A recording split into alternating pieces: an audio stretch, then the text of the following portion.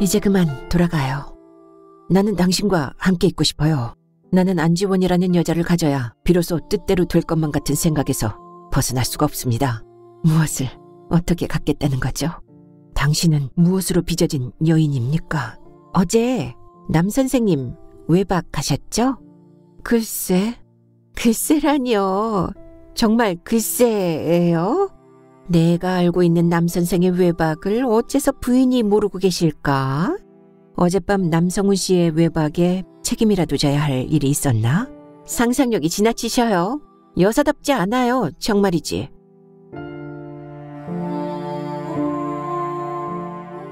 정년이 장편소설 성녀 6번째 이야기.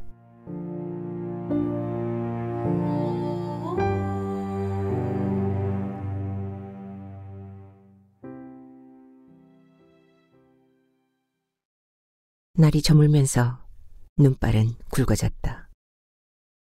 희끗희끗하게 얼룩지는 공간에 몽롱한 구슬을 엮듯 저녁 불빛들이 점화되어 간다. 여자는 차를 타지 않고 눈길을 걸었다.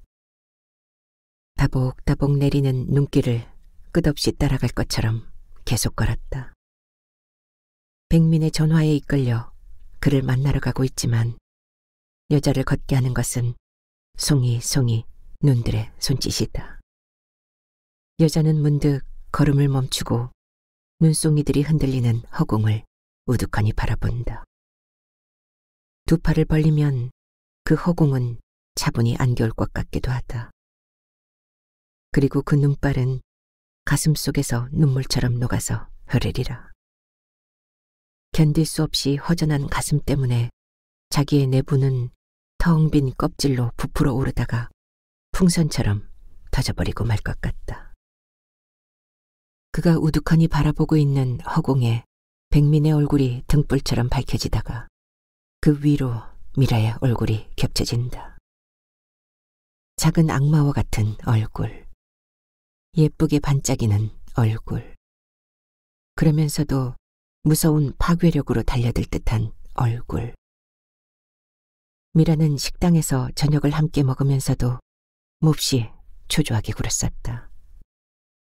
아직 다 털어놓지 않은 무엇을 건드릴까 말까 하는 망설임의 빛도 보였고 기회를 노리듯 예민하게 머뭇거리기도 하다가 그냥 헤어져간 그 얼굴이 아무래도 마음에 밟힌다. 감추고 있던 얘기가 무엇이었을까? 미상불 궁금치 않은 것도 아니다. 그러나 집으로 돌아와 보니 집안은 붙박이의 노름공기로 텁텁했다. 그 텁텁한 노름공기 속으로 걸려온 백민과의 전화를 끝내고 다시 집을 나설 때 마주쳤던 남편의 모습이 떠오르자 웃음과 한숨이 한꺼번에 새어나왔다. 노름 손님들은 밤샘 채비를 단단히 하고 있는 듯 이동의 기미를 조금도 보이지 않고 질기게 자리를 잡고 있는데 남편은 미천이 딸리기 시작한 모양이다. 다 저녁 때 어디 가는 거야? 외출 차림새의 아내를 흘겨보며 그렇게 말한 것은 건성이었고 정작 볼 일은 딴 곳에 있었다. 돈 있지? 질려서 노려보는 아내의 얼굴을 되도록 피하며 그는 어루선을 쳤다. 거 왜 있잖아. 집권으로 두어둔 돈 말이야.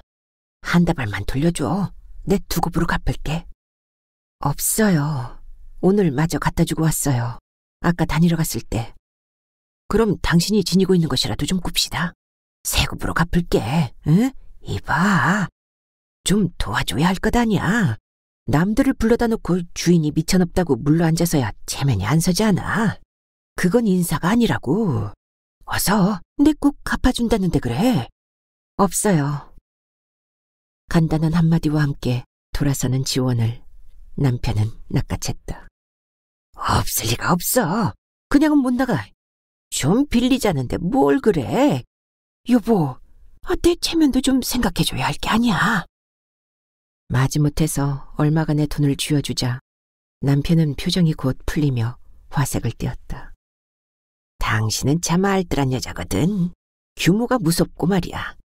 나는 당신 덕에 살잖아. 자랑스럽고. 살맛이 나는 게 당신 덕인걸. 그런데 어딜 가는 거야? 늦게 들어오면 안 돼. 바람 피우러 가는 거 아니지? 그는 부산스럽게 두 손가락으로 키스마크를 만들며 안으로 되돌아들기가 바빴다. 남편의 노름 미천과 아내의 밤 외출. 돈을 주고 외출을 산격이 되었다. 그러나 우선 그렇게 호젓하게 혼자 걸을 수 있는 것이 좋다. 포근포근 내리는 눈발 속에서 세상이 한결 정겹다. 택시의 룸라이트 속에 따뜻하게 갇혀있는 남녀의 모습이며 상점들의 넓은 유리를 가득 채운 불빛이며 방금 옆을 지나고 있는데도 아득히 먼 곳에서 울려드는 듯한 자동차 바퀴들의 체인 소리 등. 백민이 전화로 일러준 찻집 솔로몬을 찾아 그 앞에 이르렀을 때는 지원의 어깨와 머리 위에 눈이 꽤 많이 쌓였다. 그 찻집의 문은 육중한 통나무 모양을 하고 묵직하고도 큼직한 둥근 쇠고리가 걸려있다. 그는 문 앞에서 잠깐 망설였다. 기실 만나보아서 어쩌자는 것인지. 차라리 나온 김에 내쳐서 혼자 걷다가 돌아가는 게 옳지 않을까도 생각했다. 그러나 쏟아지는 눈을 맞고 서서 바라보는 둔중해 보이는 문 저쪽에 마음이 끌린다. 사람. 그가 누구든 사람이 그리웠다. 그는 어깨에 얹힌 눈을 망설임과 함께 털어버리고 문을 밀었다. 몇 개 안 되는 불들이 램프의 갓 아래에만 따뜻하게 모여서 조는 듯했고 빨갛게 다른 쇠난로가 가운데 있었다. 좁고 아늑한 실내에는 손님도 별로 없었다. 검은 장식의 벽 뒷면 그 중간에 석고의 하얀 데드마스크가 걸려있는 구석자리에 백민은 앉아 있었다. 손에 감겨진 새하얀 붕대가 먼저 눈에 띈다. 그리고 잘 다듬어진 시원한 얼굴이 그 검은 벽에서 갑자기 튀어나온 듯 선명했다. 백민의 맞은편에 앉은 지원은 불 붙인 담배가 반쯤 넘어탈 때까지 말을 꺼내지 못했다. 붕대가 감긴 손에 몇 번 눈길이 멎었으나 미라에게 들어서 알고 있는 사실을 새삼스러운 듯 묻기가 불편했다. 지원은 담뱃불을 끄면서 시선을 상처 입은 손에 건네며 입을 열었다. 음악의 기적은 개인의 감정을 허용치 않을 거예요. 감정을 딛고 올라선 야망의 머리 위가 아니면 그 면류관을 씌워주려 하지 않을 거예요. 아니, 그런 건 이론에 지나지 않아요. 나는 압니다. 분명히 알고 있어요. 지금의 당신에게 사람이 있어야 한다는 것을. 아니, 나에게 당신이 있어야 한다는 것을. 그리고 당신도 나를 필요로 하고 있다는 것을. 먼 거리를 쉬지 않고 걸은 지원의 몸은 차츰 녹아갔다. 다리는 노곤하고 뺨은 뜨거워지며 손끝은 잘 익은 머루처럼 향기롭게 익어갔다. 바닥에서 숨을 죽이는 얕은 불빛과 타는 듯한 석류빛을 담고 달아오르는 난로와 싱그러운 산엽에서 투명한 햇살을 타고 오는 현의 울림과도 같은 바이올린 곡의 나직한 흐느낌. 솔로몬이다.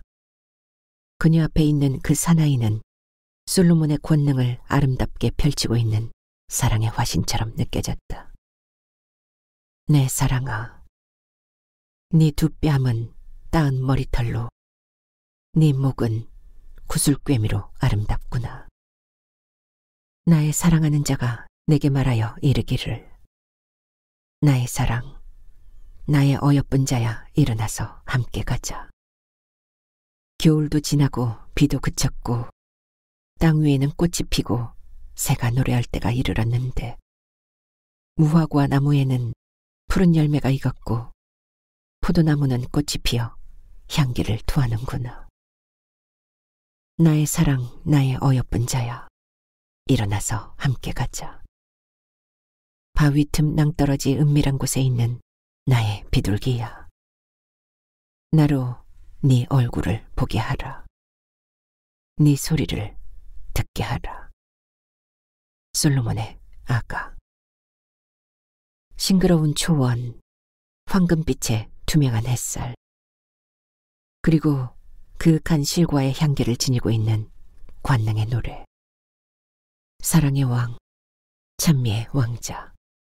찬란한 황금 햇살의 축복 속에 아기 사슴의 여리고도 날쌘 다름질처럼 미끄러운 움직임과 아기 노루의 머루알 같은 검은 눈의 향기를 가슴 그득히 실어주는 사랑의 노래.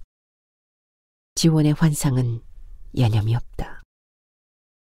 문득 맞은편에 앉아있는 백민의 눈과 마주쳤다. 뜨겁게 타고 있으면서도 젖어있던 눈이 웃는다. 지금의 그 얼굴, 어느 누구도 본 일이 없었을 얼굴. 내 얼굴이 행복해 보여요? 여자는 백민을 바라보았다. 그러나 약간의 우수와 초조감이 섞인 인기의 표적과도 같은 얼굴이 거기 있었을 뿐. 그 얼굴에서 안지원을 찾아볼 수는 없었다. 자신의 얼굴을 비춰주는 영혼의 얼굴이 보이지 않았다. 여자는 자리에서 일어났다. 밖에는 눈이 계속 쏟아지고 있었다. 조그마한 통나무판 간판을 걸어놓은 찻집 솔로몬의 창에서는 귤빛을 닮은 불빛이 밖으로 새어나왔다. 몇 개의 지프와 승용차가 늘어선 골목 끝. 처마의 용마루가 하늘로 훨씬 휘어오른 한옥의 대문가에서는 간드러진 여자의 웃음소리와 함께 술좌석의 비릿한 소음이 눈 오는 거리로 새어나왔다. 잘들 마시고 잘들 먹으며 잘들 비벼대리라. 그 자학에 가까운 질탕한 몸부림들. 하지만 그런들 거기 무엇이 있다는 것인지. 여자는 그 길을 나란히 걷던 백민을 올려다본다. 이제 그만 돌아가요. 남자는 여자를 윽박지르듯이 가로막아섰다. 나는 당신과 함께 있고 싶어요. 그리고 당신을 구해내고 싶어요. 나를 구해야 할 이유가 없는걸요. 나는 곤경에 있질 않아요. 아니, 나는 당신에게 온갖 것을 걸고 있습니다. 거둬버려야죠. 인기 획득과 돈벌이에 지장이 있을 뿐이에요. 무엇을 걸고 있는지 모르겠지만 미신에 가까운 것 같군요. 기적 속에는 다분히 미신적인 데가 있는 법이죠. 나는 안지원이라는 여자를 가져야 그 밖에 온갖 것이 비로소 뜻대로 될 것만 같은 생각에서 벗어날 수가 없습니다. 여자는 눈발이 촘촘한 검은 공간을 바라보며 웃었다. 무엇을 어떻게 갖겠다는 거죠? 우리 결혼하는 겁니다. 결혼을? 당신의 세계와 나의 세계를 단단히 결속하는 위험한 짓을. 여자는 발길을 돌렸다. 실감두지 않는 가능성이 전무한. 문득 외로움으로 몸이 떨렸다. 가로등 밑으로 계속해서 눈송이가 내려앉았다. 방 안은 한동안 고즈넉했다. 난로 위에서 끓는 주전자의 물소리가 나직하게 부글댈 뿐. 유리창문 안으로 쏟아지는 햇살은 어젯밤에 쌓인 눈의 반사로 눈부시다. 오래간만에 집으로 찾아온 김일주는 별스럽게도 울적한 얼굴이다. 담배를 비벼 끄더니 한숨을 끌어내며 말했다. 알 수 없는 거죠. 이 보상받을 길 없는 방황을. 그는 다음 말에 용기가 필요한 듯 자규적인 웃음을 띄었다. 처음부터 무슨 목적이 있어서 부인을 관찰했던 건 아니죠. 하지만 결혼 초에서부터 지금까지 이르는 동안에 확연히 달라져가는 것은 눈에 보이는 걸 어떻게 합니까? 그 과정은 난숙을 의미하는 거죠. 사실상 달라진 것을 어떻게 합니까? 어깨며 허리, 피부색까지 확연히 달라져 갑니다. 아마 당자도 모르지는 않겠죠. 형이상학적인 의미에서의 사랑 같은 것은 이 자리에서 문제도 되지 않아요. 확실히 결혼이란 그런 단순한 의미 아래에서만이라도 필요한 것인지도 모르죠. 이건 숫제 외설의 시작이네요.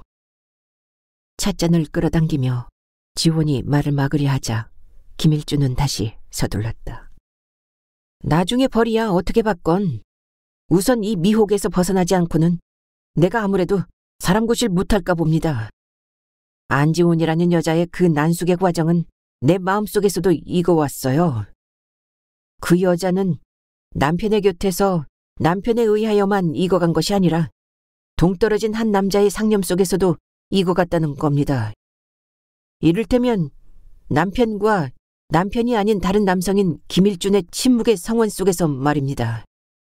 고백합니다만 나는 안지훈이라는 여성으로 하여 다른 여성과의 가벼운 연애조차 방해를 받고 있습니다. 그리고 이상하게도 문득문득 강렬하게 떠오르는 것은 그 탄력 있는 입술이라든가 무심한 온기 속에서 무엇인가를 기다리는 듯한 손이라든가 확연하게 달라진 허리와 여자는 속으로 후려갈기듯이 말했다. 그래, 허리라든가 둔부라고 왜 맞아 터뜨리지 못하지? 비겁하군. 여자는 짐짓 아무렇지도 않은 듯이 말했다. 왜 끝까지 얘기를 못하죠?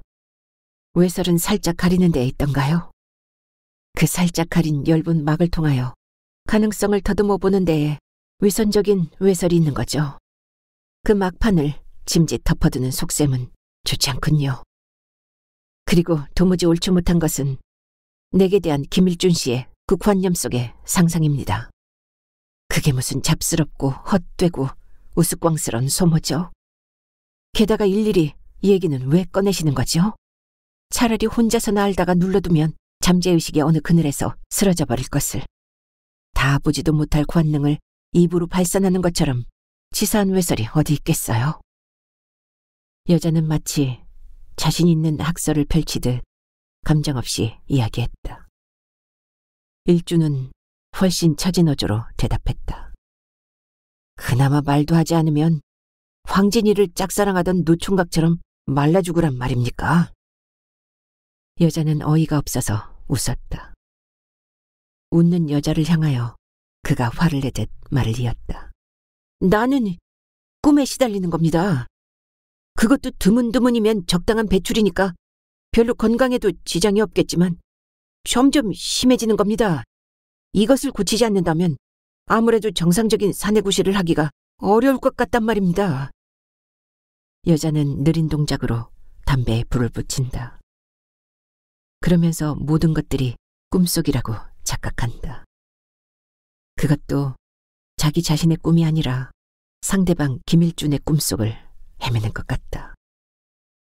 지금 김일준이 앉아있는 그 자리, 그 시간 속에 자기는 갇혀있다. 손을 움직이고 시선을 고쳐보아도 그것들은 가위에 눌렸을 때처럼 답답하고 부자연스럽다. 그나마도 생생한 자기 의사의 자위도 아닌 고작 꿈속의 허우적댐으로 정력을 소모하다니. 그리고 이건 뭐야? 어이없게도 그 꿈속을 내가 차지해. 고작 꿈을 통해서 이 사나이를 붙들고 있어. 그것이 생시에까지 연장이 되고 그 끝에 고백도 협박도 아닌 카운슬러를 찾아온 답답생처럼 시원치도 않게 더듬더듬 엮어가는 정도에. 여자는 문득 견딜 수 없이 화가 치밀었다. 타인의 꿈속에 갇혀 빠져나오지 못하는 현상. 그것은 생각지도 못했던 속박이다. 참으로 손댈 길 없이 타인의 감각 속에 이리저리 끌려다니는 자신의 영상. 그 부자유 속에 갇혀있는 또 하나의 자기 자신. 벽은 자기 자신의 내부에만 있는 것이 아니라 타인의 꿈속에도 있었다. 여자는 담뱃재를 천천히 털며 얼굴을 들었다. 그래, 어떻게 하면 고치겠어요? 김일주는 뜨겁고 빛나는 눈을 들고 아주 소박한 염원처럼 쉽게 말해버린다. 꿈속에서의 일을 실현시키는 길이면 최선의 길이라 할 수 있겠죠. 여자는 잠깐 눈을 감았다가 떴다. 담뱃불을 비벼끄며 몸을 일으켰다. 자, 보세요. 자세히 뜯어보셔야 하는 거예요. 미혹은 흙이 스치는 것에서 오기 쉽죠. 어린아이들은 무서운 것과 마주쳤을 때 처음에는 본능적으로 눈을 가리지만 차츰차츰 그 공포의 대상을 면밀히 들여다보는 걸 아시겠죠? 계속해서 악을 쓰고 울면서도 열심히 들여다보는 거예요. 상처로 인하여 울 때도 마찬가지죠.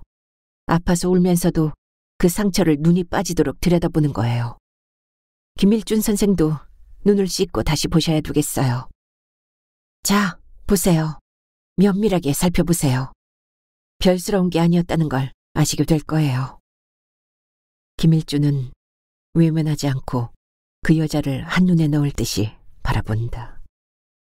그러나 그 시선은 곧 곤혹으로 뜨겁고도 어둡게 일그러지기 시작했다. 도무지 알 수가 없습니다. 실물이 눈앞에 없을 때는 갖가지 궁상이 나를 시달리게 하는데, 그래서 이제야말로 그를 만나기만 하면 그때는 꼭 어떻게든지 해보리라는 용기를 가다듬다가도 막상 만나면 마음도 몸도 굳어져서 움츠러들게 만드는 여인이 바로 당신입니다. 그의 표정은 겁에 질린 듯했다. 얼굴빛은 조금 창백했고 시선은 황망하게 도망치기 직전이다. 적을 찾아서 달려나가다가 막상 적과 마주치자 주눅이 들어서 비실거리는 행색과 다를 것이 없다.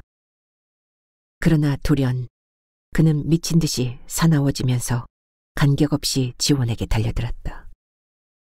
쏟아져 드는 햇빛은 눈에 아렸고 난로 위의 주전자는 맹렬한 기세로 끓는다.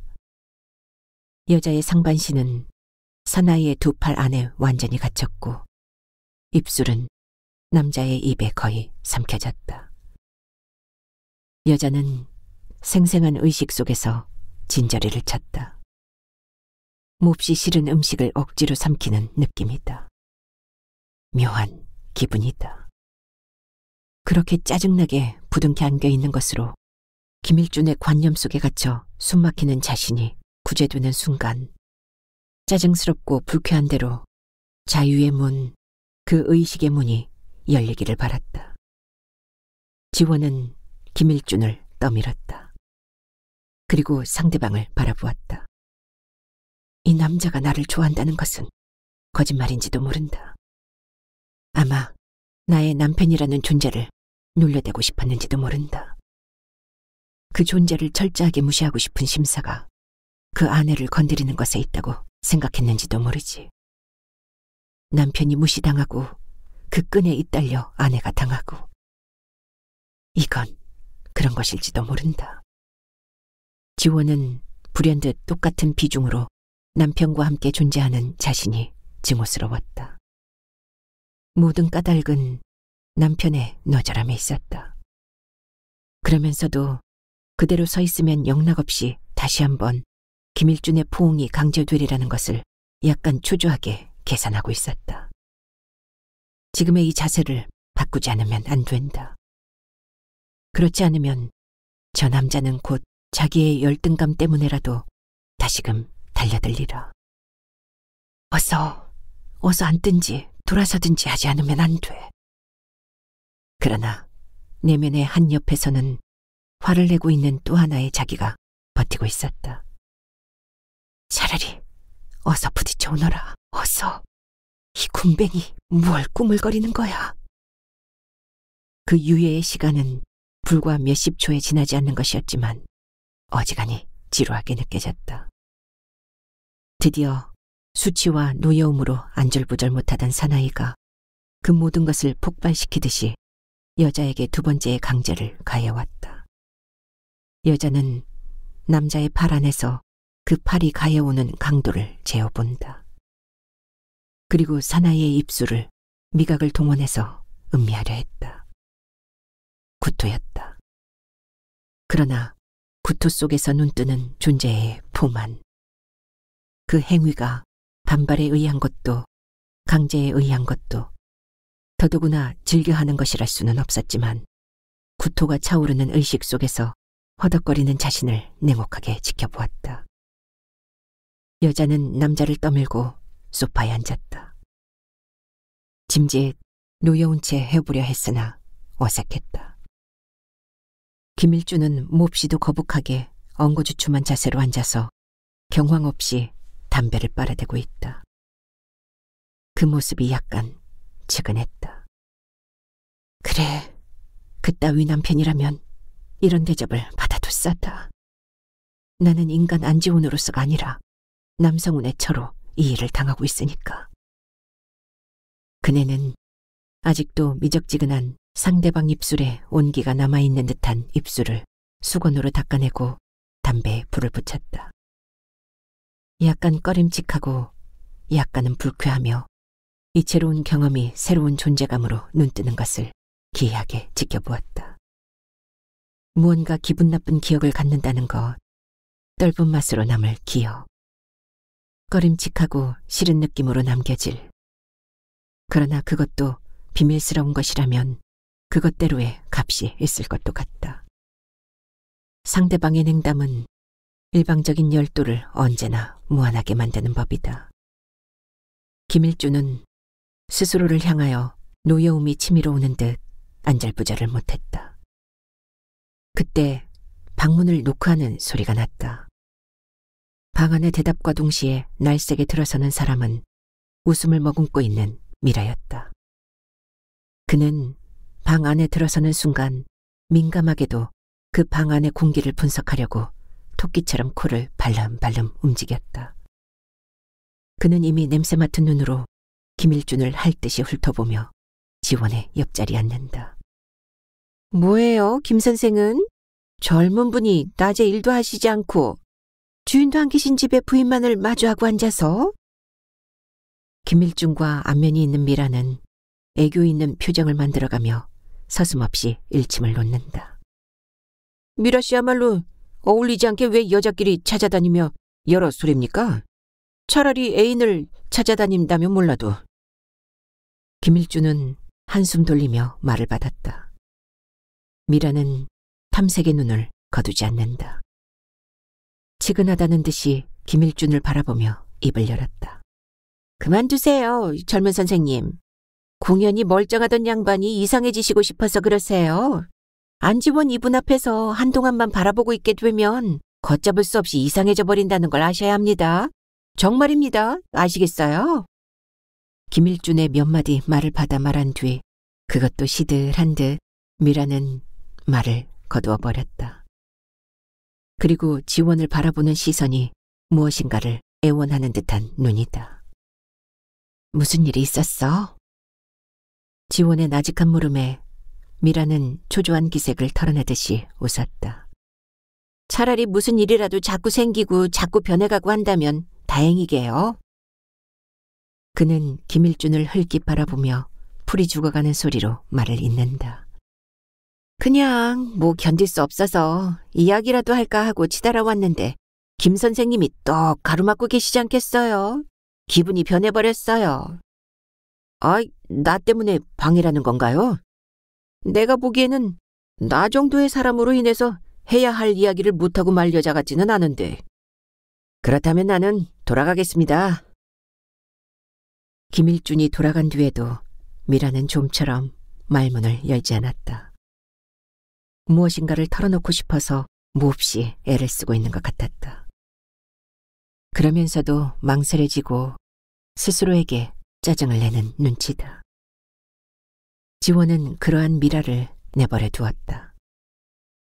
묵묵하게 차시중을 들어주었을 뿐 눈치조차 살피려고 하지 않았다. 차를 다 마시고 나서도 한참 만에야 미라는 무겁게 입을 뗐다. 남자와 여자의 사이에 일어나는 일이 차라리 사랑으로 인한 것이라면 그건 아주 담백한 것이겠지요.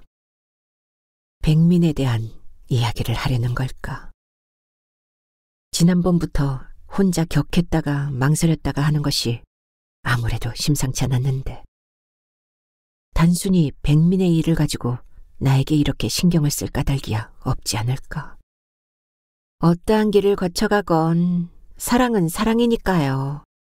하지만 미라의 다음 이야기가 시작되려는데 전화벨이 성급하게 울렸다.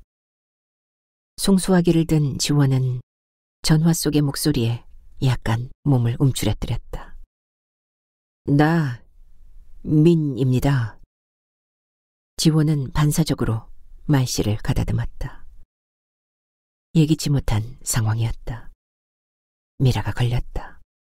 알았어요. 말씀하시죠. 미라 앞에 백민을 몽땅 드러내는 것만 같아서 불안하다. 그 불안한 한순간이 감미로웠다. 난 마법에 걸린 것만 같아요. 벗어날 길이 없어요. 당신의 손길 이외에는 날 건져줄 손이 어디에도 없는 겁니다. 여기 결혼식장이에요. 예식장 사무실이죠. 아니 무슨 일이에요? 어떻게 된 일이죠? 말해보세요. 이렇게 듣고 있잖아요. 얘기하세요. 내 친구의 결혼식입니다. 그저 가슴이 터질 것 같을 뿐입니다. 신부의 베일 속에는 당신이 있어요. 그런데 내 손에 잡혀지질 않아요. 아무런 대꾸도 할 수가 없다. 저쪽에서 다시 말이 이어진다. 하지만 내가 나 자신에게 약속을 할 뿐입니다. 당신에게 신부의 베일을 씌우고 그리고 내가 그 손을 이끌어 내게로 오게 하리라는 것을, 내 희망을, 내 목표를 부디 외면하지 말아주십시오. 전화는 일방적으로 덜컥 끊겼다. 단절된 전화기를 들고 잠시 먹먹하게 앉아있던 여자는 한숨을 삼키며 수화기를 놓았다. 어떻게 되려는 것인가? 그리고 어떻게들 하자는 걸까? 어쩐지 끝없이 허전하고 쓸쓸하다. 가엾은 닿을 길 없는. 다음 순간 그는 속으로 중얼거렸다. 나라는 존재는 그냥 이대로 관념 속에서 놀림감이 되고 마는 것인가? 그러나 순백의 베일과 신부의 얼굴이 떠오른다. 그것은 자신의 모습이다. 봄날 아침 맑은 해변의 안개와도 같은 베일, 솔로몬의 사랑, 백합 같은 기쁨. 솔로몬은 밝고 찬란한 미소를 담뿍 실은 백민으로 나타난다. 그것은 아름다우면서도 참을 수 없는 고통의 환상이다. 불균형한 외짝 날개에 슬픈 무게였다. 그래서 아까 하던 이야기 계속하지. 이야기를? 미라는 공허하게 웃으면서 고개를 젓는다. 나의 얘기가 지금 들리시겠어요? 몹시 충격적인 전화였던가 보죠? 미라는 트집을 잡고 있군. 미라는 코끝이 약간 들린 예쁜 얼굴을 거만하게 뒤로 끌면서 다시 웃었다.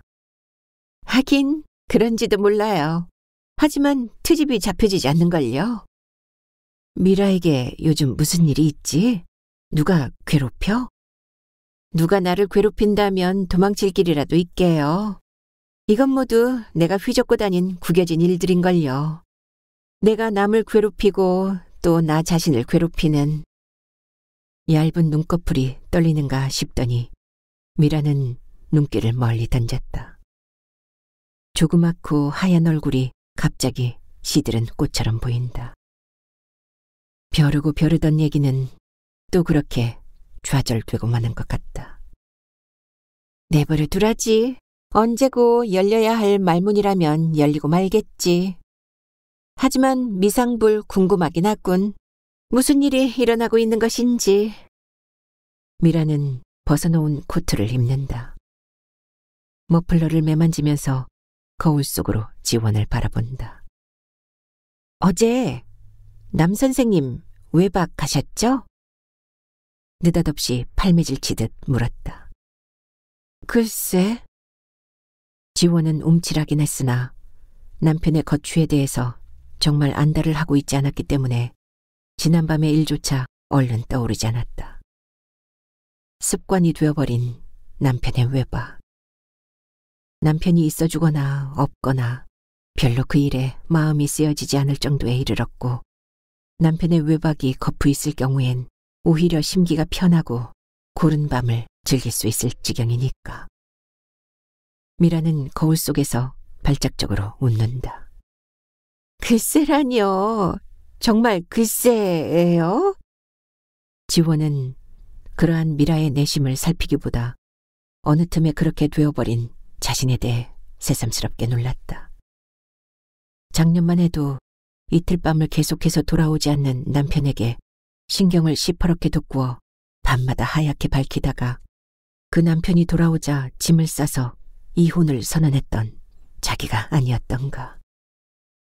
어디서 어떻게 지냈는지 잠이 부족하여 몹시 신경질이 되어 있던 초췌한 남편은 그래도 사내에 오기는 있었던지 아내의 말에 발끈발끈 성질을 피우던 끝에 주먹질을 섣불리 하다가 탁자 모서리를 비쳐서 주먹뼈가 으깨졌던 일이 있었다. 무엇 한 놈이 성을 낸다고 외박에서 돌아온 주제에 주먹질까지 하려다가 주먹뼈가 박살나 정고론이며 병원 신세를 달포나치던 것은 고사하고, 오른편 손을 그래 놓아가지고 산더미처럼 밀린 원고이며 온갖 자질구레하고 구질스러운 잔시중까지 아내라는 명칭 아래로 디롱디롱 메어 달렸던 일이 생각났다. 그래도 남편이 무엇을 했었느냐를 따지지는 않았다.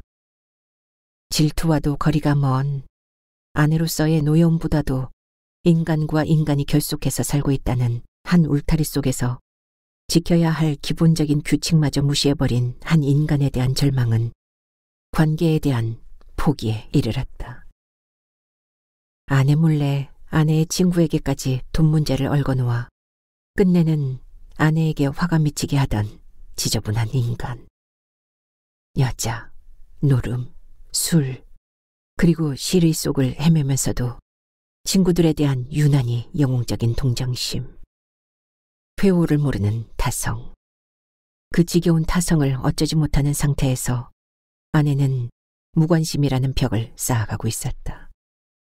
내가 알고 있는 남 선생의 외박을 어째서 부인이 모르고 계실까? 그런 사실을 건드리는 제가 무례한 인간이긴 하지만. 여자는 잠잠하게 미라의 도전적인 얼굴을 지켜본다. 내가 이 집안의 치부를 들춘 거예요? 자존심이 상해서 잠자코 계신 거예요? 아니면 정말 관심이 없으신 거예요?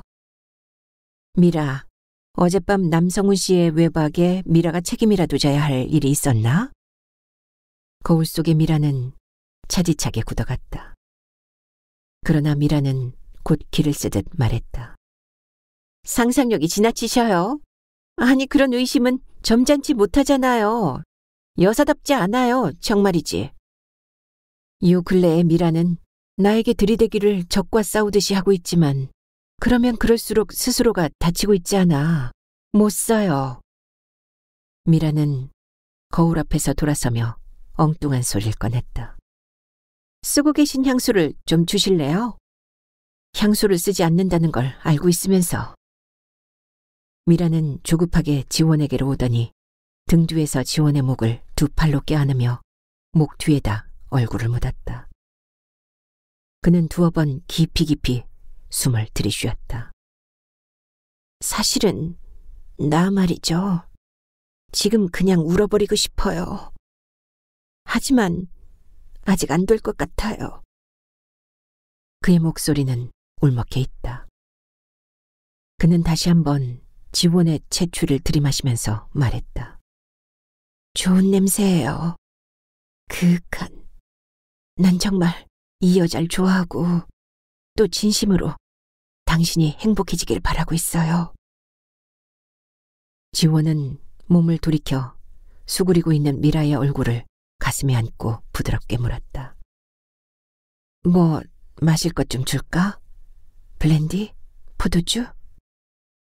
미라는 눈물이 글썽한 얼굴을 들며 고개를 저었다. 마시고 싶지만 일이 있어요.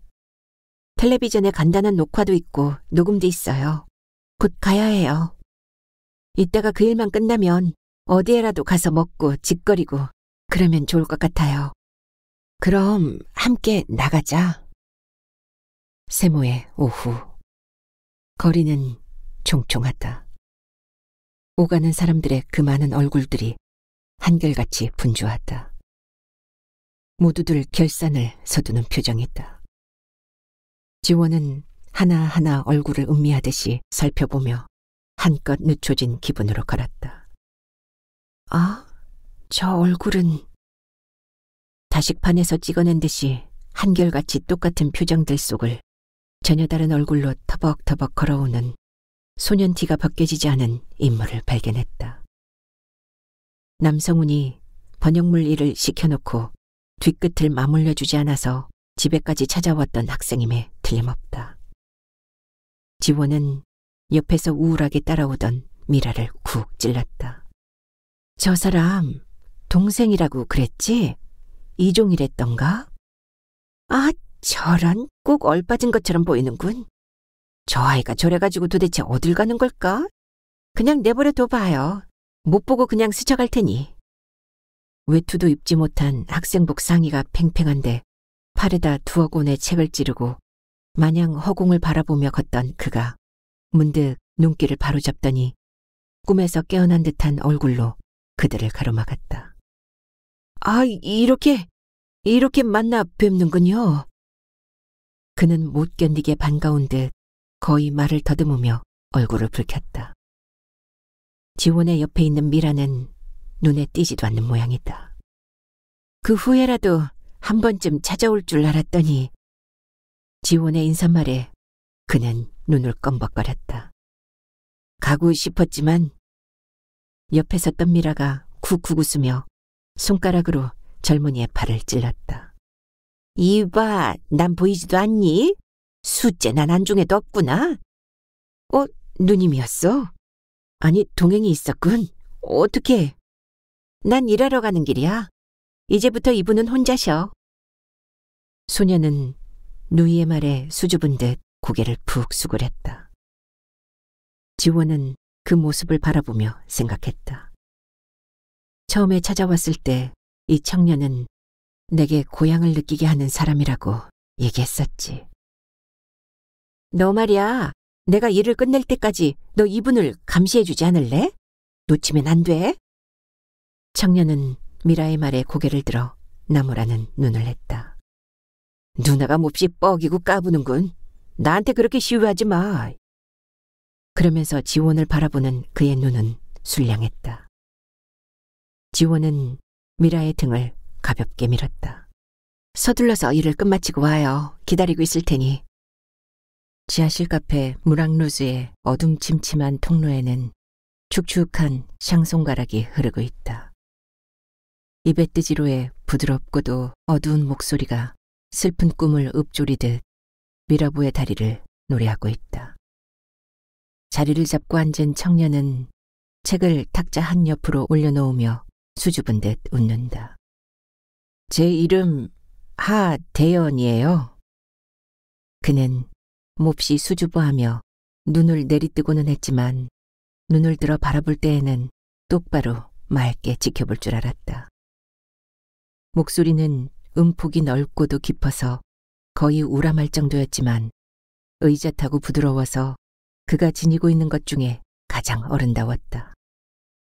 철학과에 있지만 날이 갈수록 잘못된 것을 알겠어요. 어림도 없거든요. 내년이 졸업반이라 전과도 어중뛰고 그래서 합창반에서 노래나 부르고 문학서적에나 매어달리고 하면서 철학과 지망의 크나큰 실책을 잊어버리려고 하고 있습니다. 그래도 하고 싶은 걸 하는 것이 옳지 않겠어요? 하고 싶은 일 말입니까? 무슨 일을 할 수가 있겠어요? 이 땅 위에서 해야 할 일이 어떤 것일까요? 무엇이 우리에게 정당하게 주어졌습니까? 하대현은 갑자기 따지듯이 열을 뗀다. 지원은 빙그레 웃으면서 그 말을 받았다. 찾아야죠. 찾으면 살아야죠. 거짓말을 하고 계시는군요. 어머니 같은 착한 거짓말을 그 일이 소용없는 일이라는 것을 아시면서도 나이 어린 사람에게 희망과 용기를 주기 위한 것 같은, 제가 보기에는 바로 안 선생님도 그 찾는 일을 포기하신 분 같은데, 찾으면서 살아가는 것이 아니라 찾는 일을 체념해가면서. 왜 그렇게 보였을까? 그렇게 보여졌다기보다 건방진 말이지만 이미 찾을 것에 대하여 절망한 나의 눈에 똑바로 비춰진 거겠죠. 포도주 잔을 만지작거리며 빙긋 웃었다. 우리는 이런 얄팍하고 섬세한 그릇에는 겁이 납니다. 그리고 그 양에 있어서도 대포집이 편하죠. 대포잔은 믿음직스러워서 거기에 기댈 수가 있거든요. 거기에는 풍족한 서름과 질퉁스러운 울분과 다른 곳에서 찾아볼 수 없는 관용이 있습니다. 그쪽에서는 나보다 더한 거짓말을 천연덕스럽게 하고 있는데. 무엇을 말이죠? 아무도 모르게 더 큰 것을 부단히 찾고 있는 것. 그 찾는 일을 내어던진 것처럼 위장을 하고, 그렇지? 대연은 소박하게 웃더니 탁자 위에 떨어진 물방울로 글씨를 끄적였다. 모르겠어요. 어느 때는 뭐가 뭔지 도무지 뒤죽박죽이 되어버려서 알 수가 없어질 때가 많아요. 그의 어조는 수줍은 듯이 가라앉는다. 현실적인 문제로 아주 속되게 화를 내야 할 경우에 나는 도무지 구제될 길이 없는 놈처럼 느껴질 정도로 한심한 인간이 되어버리거든요. 나는 큰 이모에게서 자랐습니다. 미라누이는 그 이모의 둘째 딸이죠. 그 이모는 지금 대전서 식당을 경영하며 꿀리지 않게 살고 있죠. 그것이 원래는 우리 집 재산이었다는 거죠. 아버지가 돌아가시면서 어머니에게 물린 것이고, 어머니 혼자서 벅차니까 자매가 손을 잡았던 것인데, 어머니가 또 덜컥 이 세상을 외면해버리자 큰 이모에게 떨어진 거죠. 3년 전에 돌아가신 외할머니가 계실 때만 해도 내 처지가 덜 서먹했는데 요즘엔 말 아닙니다. 난 등록금도 잘 잘라먹고 시계며 값 나가는 책이 붙어나질 않아요. 외투 같은 것도 장만해주지 않는 게 아닙니다. 내가 없애는 거죠. 나는 별로 사람을 아쉬워하지 않으면서 늘 외톨이라는 느낌에서 벗어나질 못하는 거예요. 미라누이는 시집간 제 언니네 집에서 기식하고 나는 하숙집에 있기는 하지만 서로가 찾는 일이라고는 거의 없거든요. 나는 이따금 큰 이모나 이종들에게 대어들고 풍파를 일으키며 그들을 괴롭히곤 하지만 모든 잘못은 내게 있어요. 그 재산이 내게로 돌아오지 않을 거라 해서 뭐 그토록 안타깝거나 분하거나 하지도 않으면서 또 막상 따지려 해도 따져볼 흥미도 없는 겁니다. 만일 그들이 그 재산을 몽땅 내어놓고 꺼져버리거나 한다면 나는 그나마도 살 흥미가 한꺼번에 없어지는 것 같을 거예요. 그 다음에는 누구를 상대로 무엇을 트집잡아 몸부림을 치겠어요? 외로워하고 있구나. 그 외로움에서 연유하는 견디기 어려운 번뇌가 재근하다. 그의 고독과 번뇌가 낯익다. 타인의 고통이 위안이 되는, 타인의 괴로움에 안심을 하는. 여자는 하대연의 얼굴을 바라본다. 순하고 맑은 얼굴이다. 야망이나 욕심에 시달린 흔적이 없다.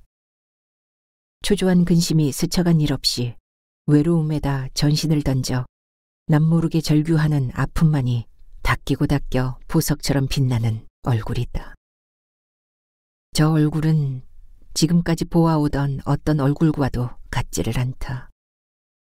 백민의 뜨겁고도 도전적인 시선과는 전혀 다른, 죄 없이 죄책을 가득 짊어진 슬픈 눈, 목표도 없는 것을 찾아 헤매는 눈.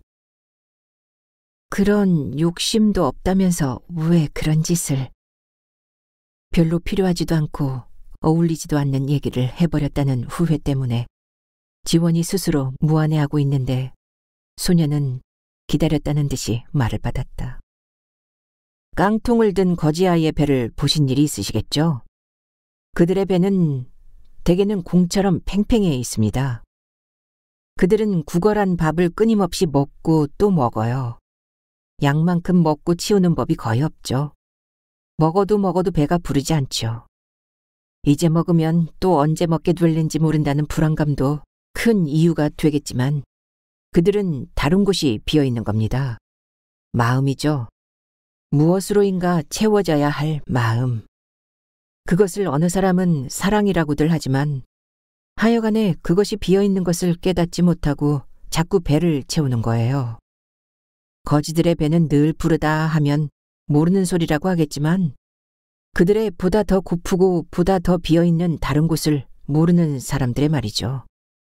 나는 돈이 필요해서 이모댁 식구들을 괴롭히는 건 아닙니다. 볼륨을 조절하는지 오디오의 소리가 갑자기 부풀어서 실내를 꽉 메우다가 기겁을 하듯 오그라든다. 정면으로 얼굴을 들고 있는 하대연의 눈은 스스로 감동에 젖어갔다. 여자는 그 순간 외로움으로 긴장한 하대연에게서 안지원 자신을 보았다. 외짝 날개만을 지닌 채 목이 늘어져라고 하늘을 지켜보는, 그러면서도 늘 스스로에게 다 이루고 있는, 아직 한 짝은 있어. 그 외짝이라도 잘 아껴야지. 쓸모가 없어지지 않게. 퇴화하지 못하도록 부지런히 움직여야 하는 거야.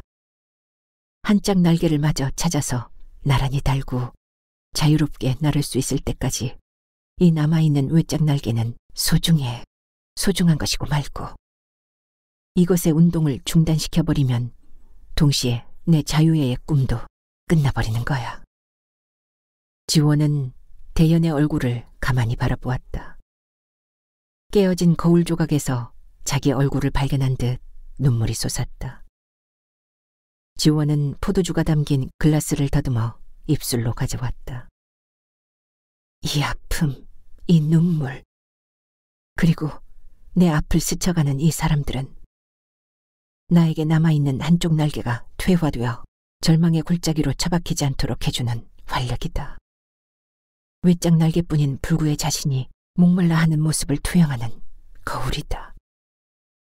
지원은 유리잔을 내려놓으며 웃음을 머금었다. 외톨진 처지의 통증 속에서 묘한 쾌감을 맛보았다. 그거예요. 맞았어요. 그겁니다. 그 웃음이었어요. 청년은 소리쳐 말했다. 고향을 느끼게 하는 미소, 그거였어요. 나는 따뜻한 사람은 아닌데. 고향은 반드시 따뜻하지 않아요. 외로운 거죠. 그리고 늘 기다리게 만들며 잊지 않고 기다려주는 겁니다. 외로움을 안고 그리고 무엇인가를 끊임없이 기다리는 그 분위기였어요. 청년의 말은 미라의 등장으로 중단되었다. 미라는 오자마자 마티니를 몇 잔이나 거푸 마시더니 맥주를 물켜듯이 마셔댔다. 그의 깜찍하고 귀여운 얼굴과 윤기 도는 목소리와 팽팽한 젊음은 신선해 보였다. 될 대로 되어지라는 듯한 이 취는 불안한 쾌감을 지원에게도 나누어 주었다. 누나가 대단해졌군. 이건 좀 지나친데. 대담? 그래, 난 대담한 계집애고 말고. 끔찍한 일을 저질러 놓고도 이렇게 태어난. 난 범죄를 저지른 그 장소를 기웃기웃 들여다보는 짓은 안 해. 저지른 그곳을 지키고 있는 셈이니까. 취해버렸군. 난 대담하다고 하진 않았는데. 그리고 도대체 무슨 소리야? 한마디도 알아들을 수 없으니. 그래? 이 무서운 여인께서만은 알고 계셔. 내가 왜 이러는지를. 버릇없이 구는군.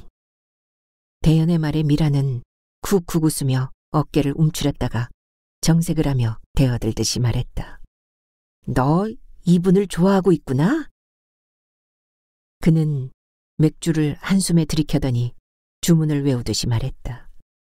이 여인에게 관심을 갖는 것은 고통의 시작이야. 더구나 이 여인을 좋아한다는 것은 불행에 말려드는 일일걸? 타부야, 타부. 빈 글라스를 움켜쥐고 있는 미라의 손이 은은한 불빛 속에서 희부옇게 부조되어 떠올랐다. 지원은 그것을 덥석 잡고 싶은 충동을 억제했다. 측은한 정이 가슴을 메워왔다. 그러나 내버려 두어야 했다. 내버려 두기보다 좀 더 자극해주고도 싶다. 미라는 요즘 걷잡을 수 없이 위태로워지고 있어. 무엇인가를 터놓지 못하는 괴로움은 백민이라는 존재를 지원이 가로막고 있다는 것에만 이유를 두고 있는 것 같지는 않았다. 아니, 분명히 다른 일이 있다. 그러나 그것은 계속 잘못된 방향으로 이동해가고 있는 눈치다. 미라는 완전히 취한 눈으로 지원을 노려보았다. 위태롭다고 하셔요? 위태롭다고? 위태로운 것은 자기를 내어던지지 않고 껴안고 몸부림칠 때까지죠. 자기를 내어놓고 던져버린 뒤에 무슨 위험이 또 남아요? 지금 이 자리에서 위태로운 사람은 단 한 사람의 남자인 이 하대연이밖에 없죠. 아시겠어요? 그는 대연의 소매를 움켜쥐더니 짓궂게 웃었다. 이 남자아이가 본래부터 이렇게 점잖은 줄 아셔요? 이 사내는 고급 불량자죠. 형이상학적인 불량배예요. 1년에 2번만 하면 되는 등록금은 여러 번 있어야 하고요. 양복이며 시계며 만년필은 전당포가 제 집이고요. 책은 툭 하면 고물서점 행이죠.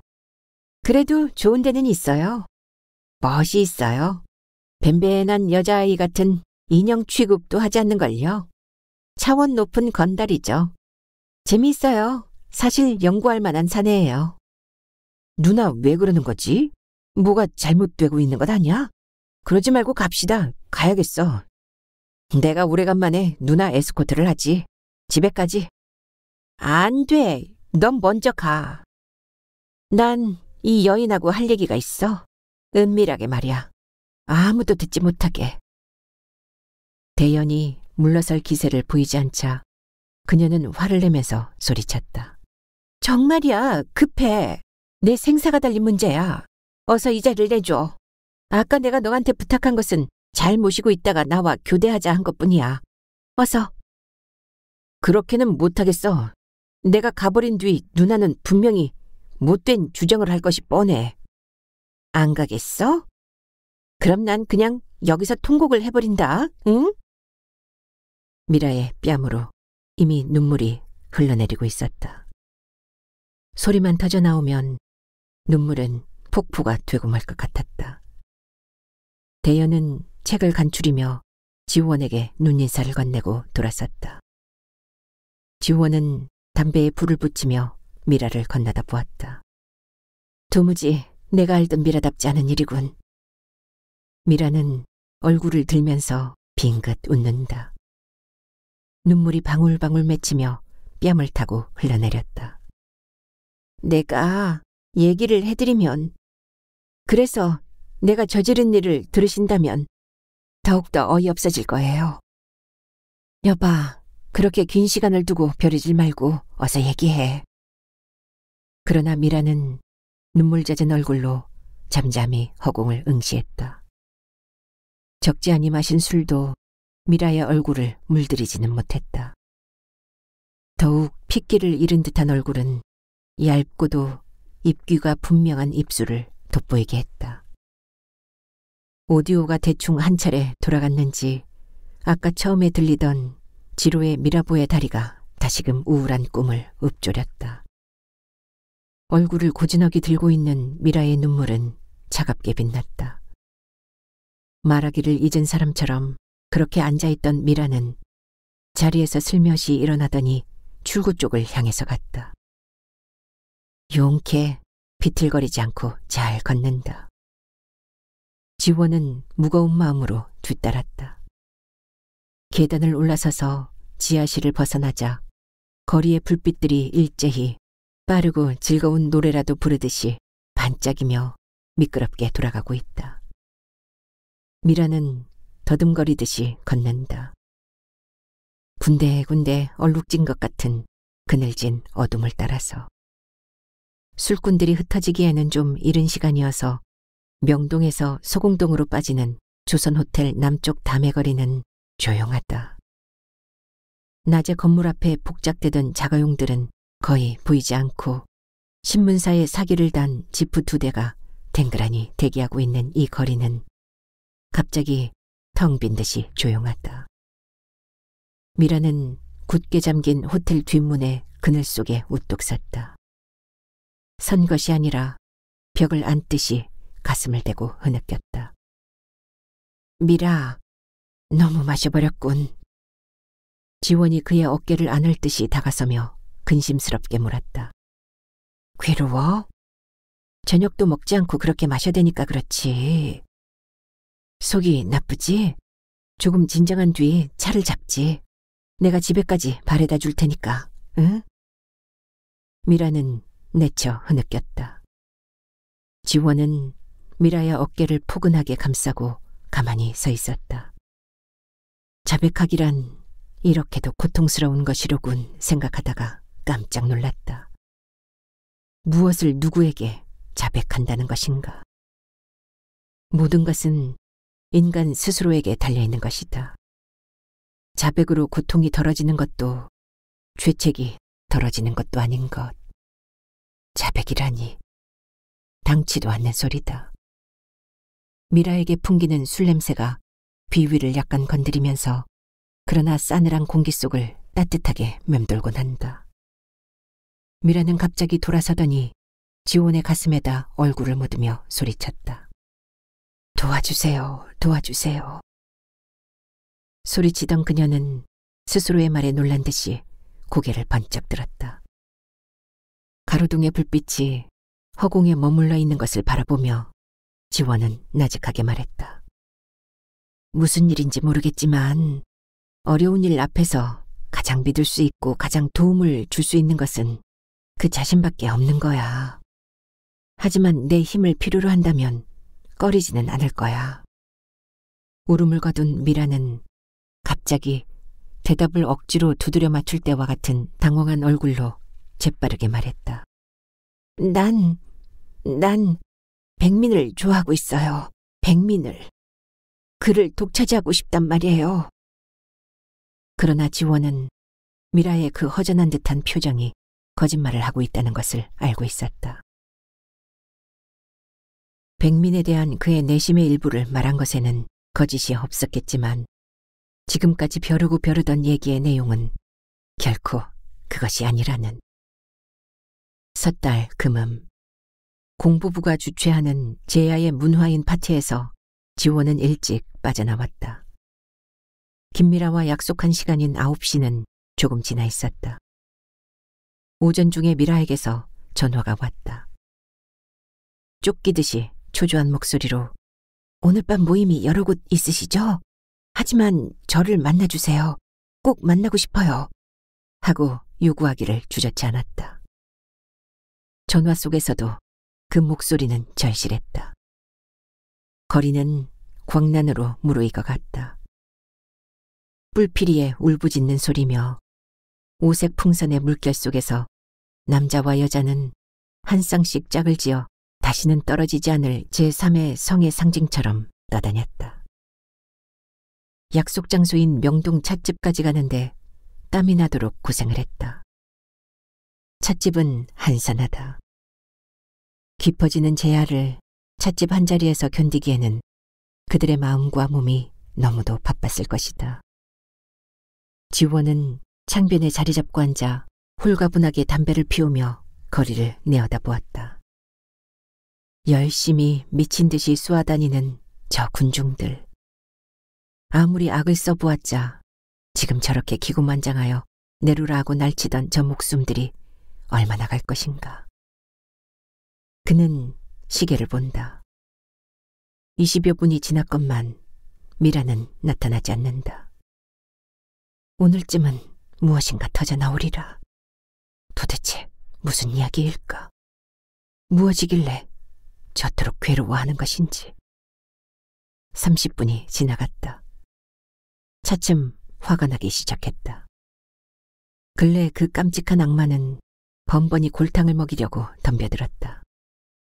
그의 괴로움에 내가 꼭 말려들어가야 할 이유가 있을까? 왜? 무엇 때문에 내가?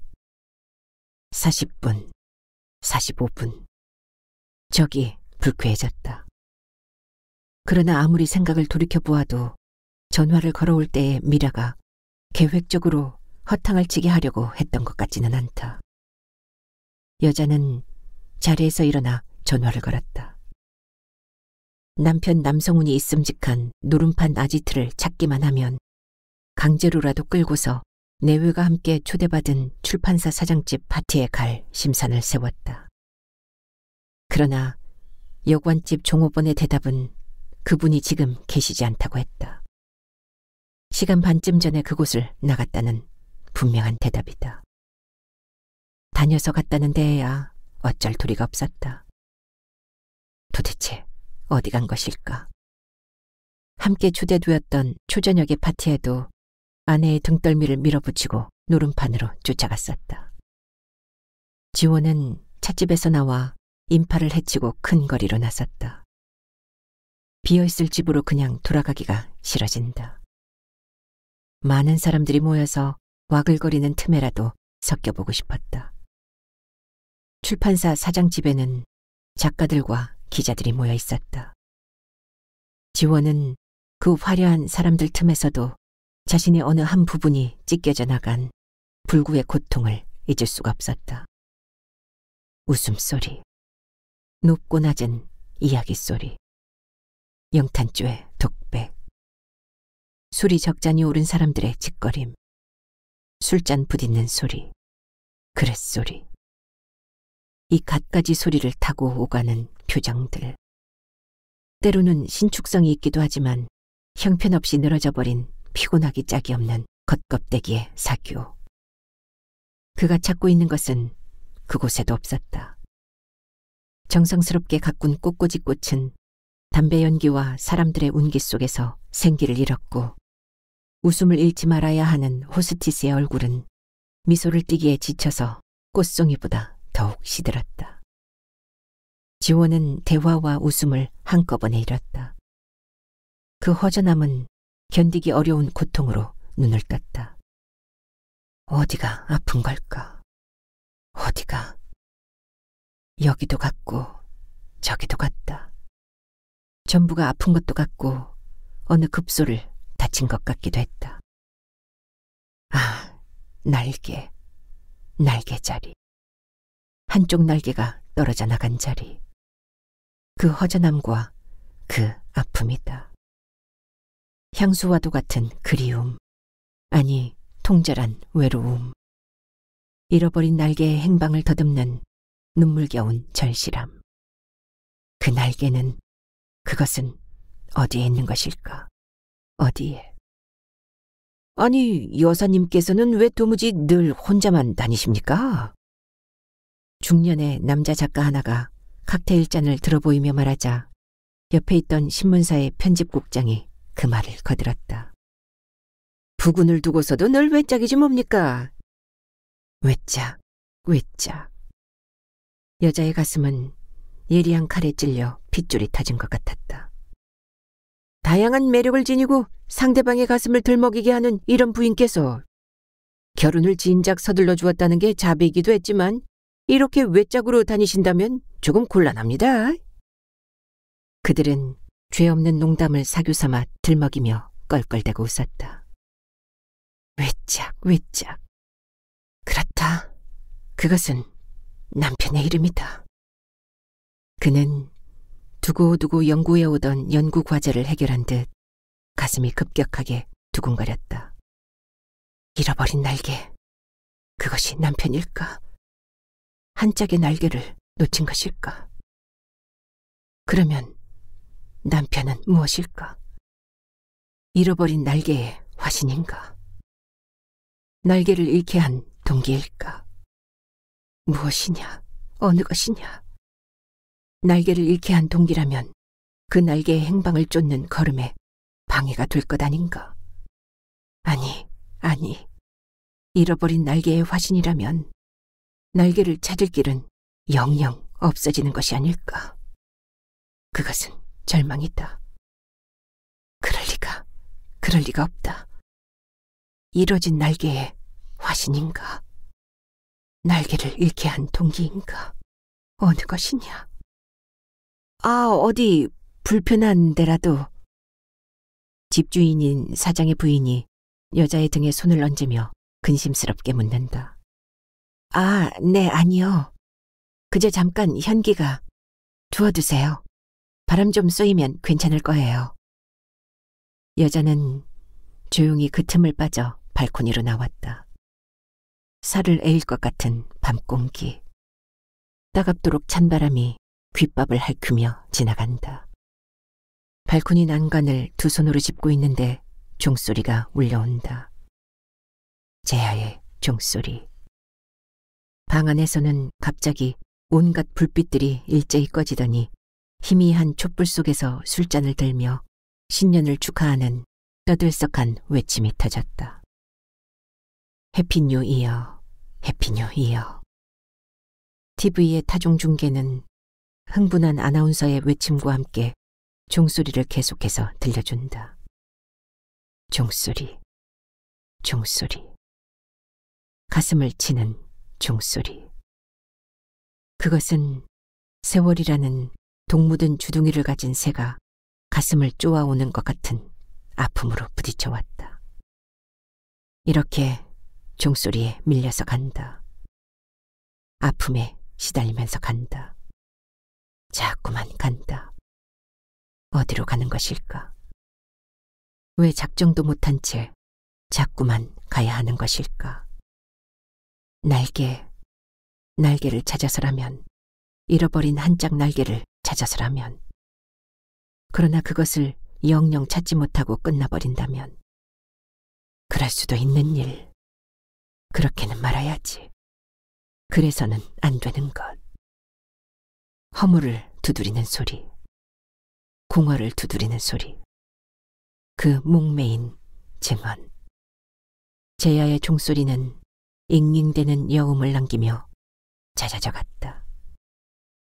지원은 분위기가 고조에 달한 모임을 등지고 밖으로 나섰다. 거리에는 통행금지가 해제된 제야를 누비는 통행인들이 덜어 남아있다. 불빛들은 묵은 해를 부릅뜨고 지키듯이 남아있는 곳이 많았다. 그는 걸었다. 그렇게 호젓하게. 그래서 더욱 절실해진 마음으로 소중한 것을 찾아 나서듯이 걸었다. 하늘을 구획하듯이 우뚝우뚝 치솟아 직선적으로 공간을 금거 놓고 있는 빌딩들. 빌딩의 창문들은 약속이나 한 듯이 캄캄하다. 한낮에는 사람들로 버글거리던 곳. 이 밤에는 눈알을 잃은 시체같이 썰렁하다. 그 거대한 몸체는 오히려 더 큰 정막을 지니고 있을 뿐이다. 그 많은 간판들, 빨간 글씨, 파란 글씨, 한 문자, 한 글자, 우리말, 외래어, 크고 작은 것. 가로 세로 그렇게도 소란하고 허다한 간판들은 손님을 놓쳐버린 지친 창부 같다.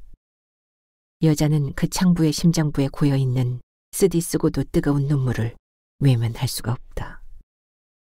이 거리, 지겹게 소란하고 탐욕적이면서도 비정하고 먹는 일에만 힘이 뻗쳐 인간을 마비시키는 이 거리. 그러나 이 호젓한 밤에 침 뱉고 욕설을 퍼부을 수는 없다. 오히려 피곤하게 타락한 연유를 물으며 눈물로 풀어주고 싶을 뿐이다. 터벅터벅 걷던 지원은 낯익은 건물 앞에서 걸음을 멈추었다. 살롱 플라워. 그럴싸해서 그런지 무겁게 내려진 셔터의 틈으로 불빛이 가늘게 흐르고 있는 것 같다. 남편은 혹시 지금 저 속에 있는 것은 아닐까? 커터가 쓰는 재단대 위에서 아랫도리를 이불로 돌돌 말고 담배라도 피우면서 눈을 굴리고 있을지 모른다. 마담의 헌신적이고 상냥한 둥글둥글한 몸을 쫓아서 실버 그레이의 실내화만을 신고 있는 알몸, 통통한 다리와 둔부의 움직임을 뒤로부터 지켜보겠지. 그러면 플라워는 웅얼거리면서 커피포트를 스위치에 얹고 샌드위치라도 장만하겠지. 여자는 드문드문 간지럽게 웃을 거다. 알몸으로 까치다리를 하고 앉아서 차가 끓기를 기다리는 뒷모습이 그린 듯이 눈에 선하다. 셔터, 두껍고 든든한 그 쇠문도 소용이 없다. 그것은 오히려 거의 다 비치는 엷은 커튼 같아서 선정적인 상상에 열기를 가해줄 뿐. 지원은 추위도 잊고 서서 얕은 소리로 웃었다. 거의 음흉하게.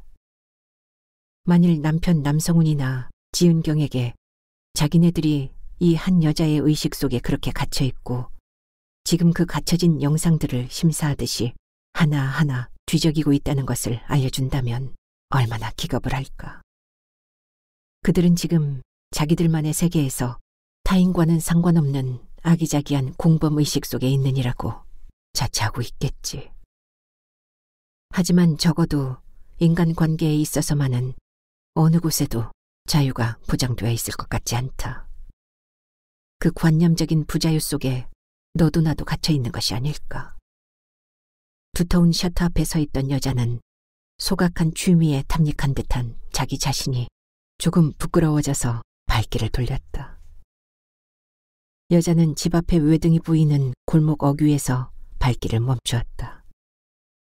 텅 빈 골목. 정적이랄 수도 없는 무엇인가 뜻없이 부산스러운 소란이 스쳐가고 난 뒤에 생명감 없는 잔해처럼 보이는 골목이다. 노리끼 하면서도 힘없는 빛의 백열등 하나가 낡은 전신주 위에서 골목을 밝혀주고 있지만 그것은 텅 빈 의식의 껍데기처럼 완전히 탄력을 잃고 있다. 여자가 발길을 멈춘 것은 자기의 내부를 뒤집어 보이고 있는 듯한 그 풍경 앞에서 자기에게 들켜버린 쓸쓸함 때문이었다. 기다려야 할 무엇이 있는 것도 아니고 보내고 난 뒤에 찌꺼기가 있는 것도 아닌 쓸모없는 여행 가방이 눈에 띄지 않는 구석에서 텅 빈 채 웅크리고 있는 것과 같은 실의와 무료. 그리고 암담한 권태와 같은 상태. 여자는 그렇게 서서 생각했다.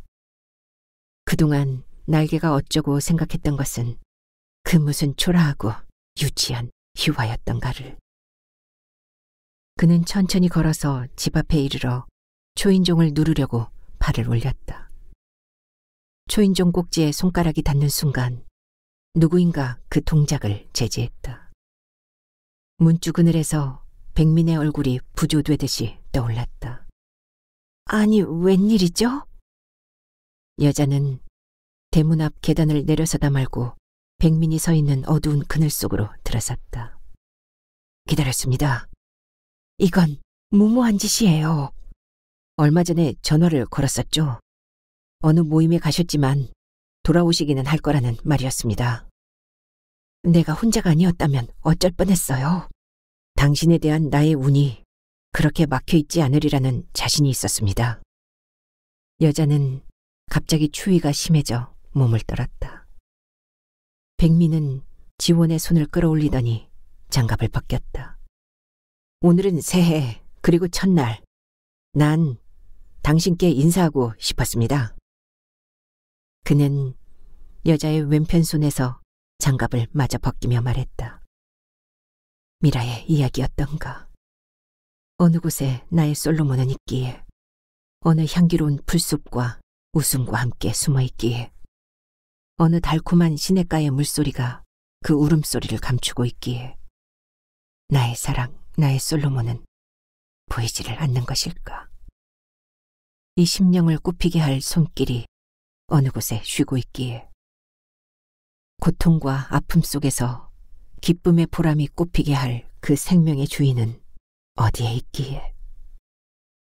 여자는 자기 손이 그 남자의 손에 붙들려 마치 무대 위에 선 듯이 다른 시선을 의식하지 않을 수 없었다.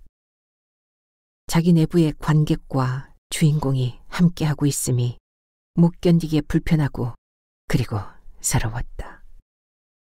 적절하게 만난 것이 아니라 엇비껴 스쳐 지나가게 되어 있는 흐름을 아무리 바둥거려 보아야 그것은 귀가 맞아떨어지는 인연일 수 없다는 것을 알고 있는 서글픔.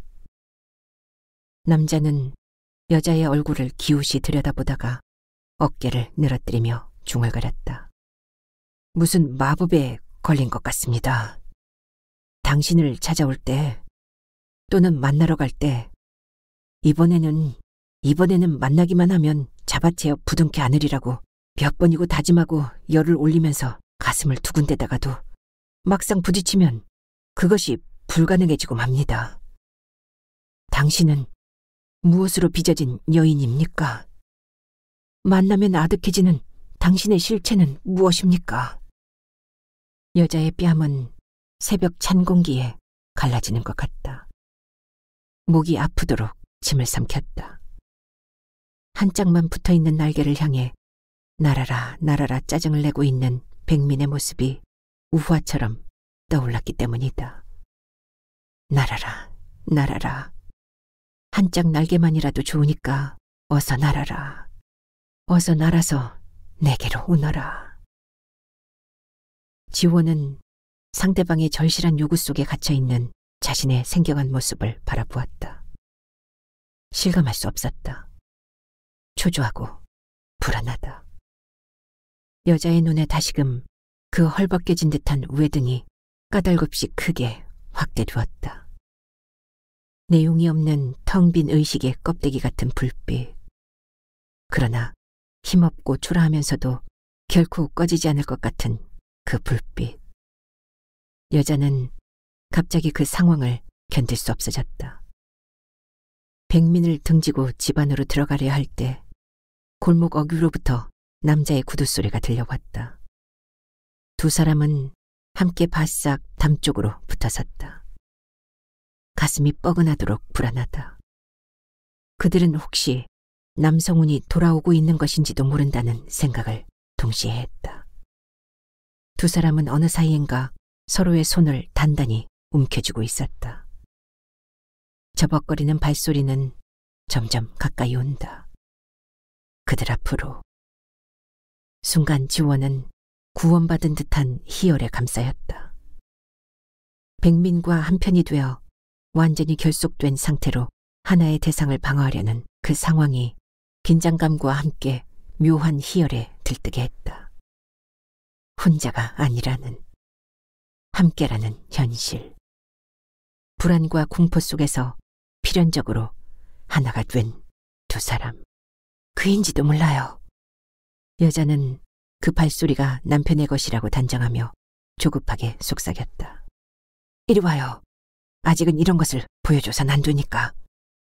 남자는 지원을 가슴에 안듯이 하고 담 그늘을 더듬어 뒤로 물러섰다. 발소리는 자꾸만 앞으로 육박해 온다. 여자는 조금 떨면서 말했다. 그래도 그가 우리를 알아본다면 그때 가선 또 그때대로의 작전을 펴는 거죠. 남자는 여자가 떨고 있는 어깨를 한 팔로 조여주며 어둠 속에서 웃었다. 감미로운 공포, 뜨거운 불안. 한 걸음, 두 걸음, 드디어 어둠 속의 남자는 외둥 불빛 속에 나타났다. 숨을 들이키던 두 사람은 눈을 크게 떴다. 그러나 발소리의 임자는 남성훈이 아닌 대학생풍의 젊은 남자다. 그는 담 그늘에 있는 두 사람을 흘낏 바라보더니 심상하게 오히려 충분히 이해가 간다는 듯이 발걸음을 빨리하여 지나갔다. 두 사람 다 맥이 부러진다. 여자는 남자의 팔에서 벗어나 담장에 기대섰다. 허탈하다. 공범은 간 곳이 없다. 아니, 애당초 공범 같은 것은 있지도 않았다. 공허의 심연에 빠져있는 견딜 수 없는 허탈감이 그를 짓눌러 왔다. 두 사람이 결속되어 있다는 느낌과 흥분은 거짓이었다. 그것을 핑계로 견디기 어려운 현재의 상황에서 달아날 수 있으리라고 어거지로 믿으려 했던 것뿐이다. 옳거니 남성훈의 엽색도 그런 것일는지 모른다.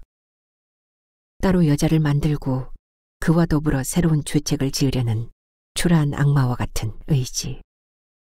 그 죄책 속에 저 자신을 가두어 놓고 그렇게 함으로 더 큰 불안과 공포에서 조금이라도 벗어나려는 것인지도 모른다.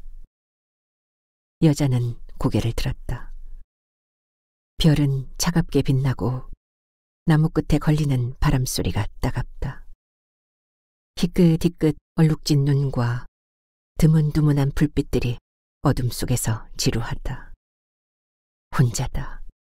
혼자로구나. 찢기는 아픔이다. 찢겨져 나간 쓰라림. 떨어져 나간 허전함과 무딘 아픔. 그 아픔은 혼자의 것일 뿐이다. 외로움도 괴로움도 별 수 없이 제 것. 혼자의 것일 뿐이다. 옆에 서 있는 백민의 존재는 그 별이나 그 바람이나 나무나 외등처럼 그 밤의 소도구였을 뿐 절대의 의미를 가질 수는 없었다. 돌아가 주세요. 만나 주시겠죠? 여자는 엷게 웃었다.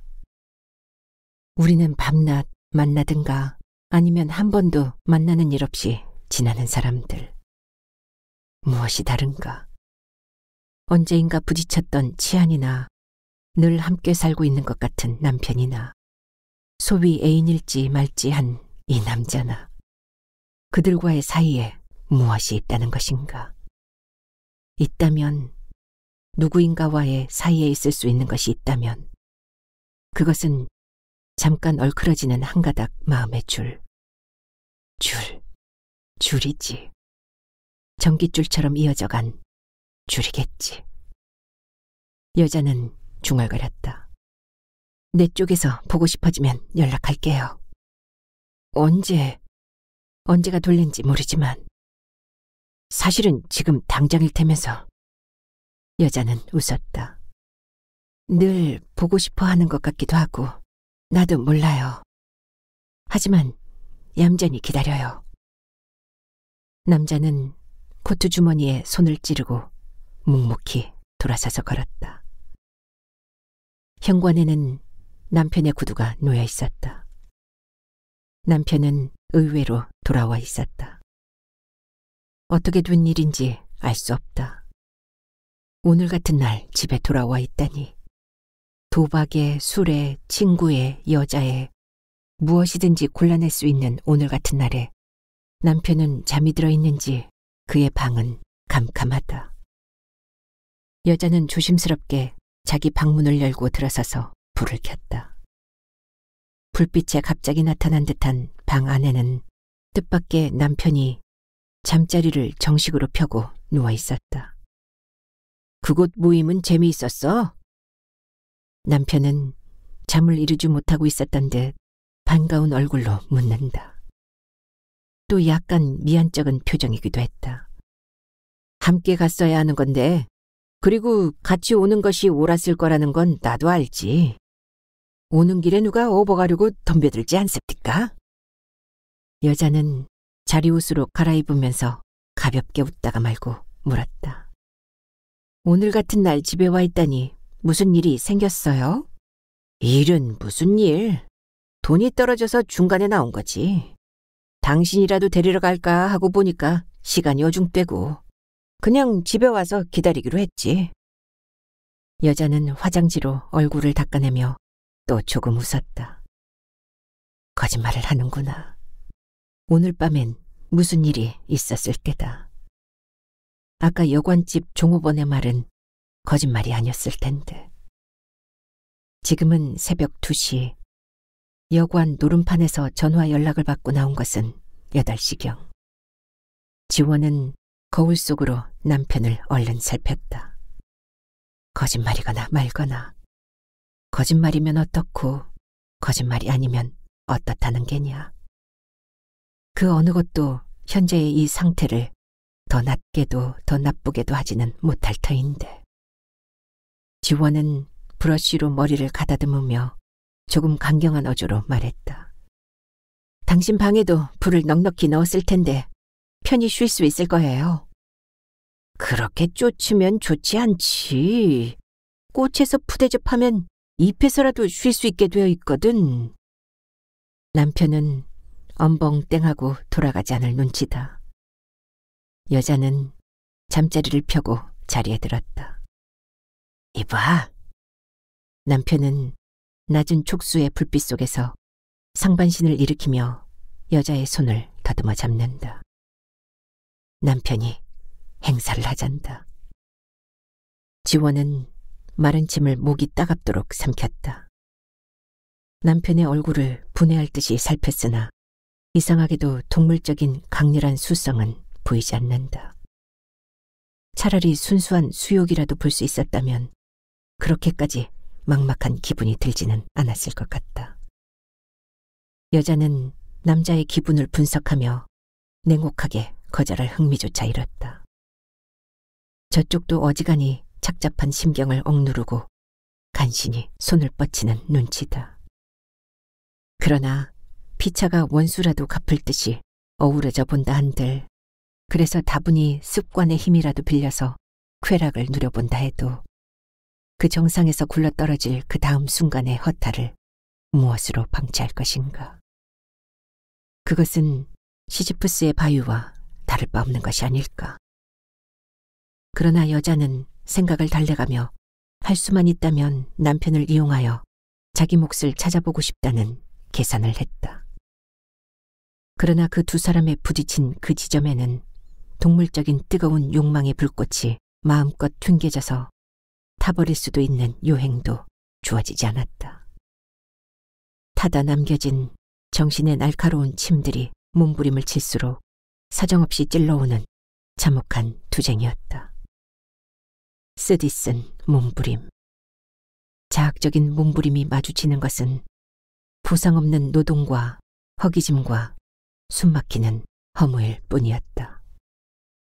남편은 동물적인 감각에 대하여 비교적 잘 길들일 줄 아는 남성에 속했다. 그러나 습관이라는 무덤이 반발을 하기 시작하면 길들여진 육체라는 것은 두 번 다시 처음으로 돌아가지 않는다. 지원은 남편을 등지고 돌아놓으며 한숨을 삼켰다. 그리고 잠들어버린 남편의 숨소리와 싸우며 나를 밝혔다. 연말과 정초에 들뜬 기분이 수그러지고 일상적인 생활이 다시 본 궤도에 오르기 시작한 어느 날, 남편은 생기 있는 얼굴로 당부를 했다. 오늘 저녁 모임 잊지 않고 있겠지? 오늘은 무슨 일이 있어도 함께 가기야.